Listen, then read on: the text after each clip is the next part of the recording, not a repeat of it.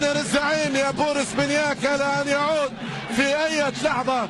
لاحظ في اللقطة فريس الخطيب يلعبها في مكان سليم، فهد الرشيدي يسقط، وبالتالي هناك أيضا مخالفة ضد اللاعب دييغو في اللقطة الماضية داخل المنطقة، وبالتالي يعتقد ركلة جزاء سليمة لمصلحة النادي العربي.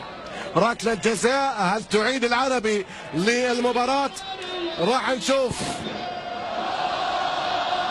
نعم، حكم المباراة الآن يحتسب ركلة جزاء لمصلحة العربي.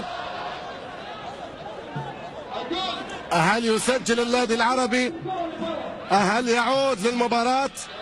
جماهيره تنتظر من اللي راح ينفذ اللقطة القادمة.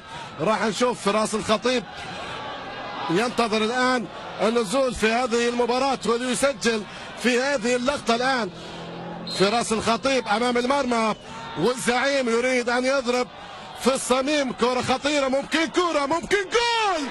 الله،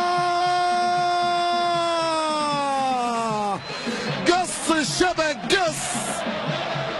قص الشبك. هذا عرباوي غالي غالي، ليل يا لالي، دائما في العلالي. نعم، يسجل الآن العربي هدف التعادل بغضب. فراس الخطيب يقص الشباك قص، وهدف في المرمى. يسجل النادي العربي على يمين حارس المرمى عبد العزيز هيكل.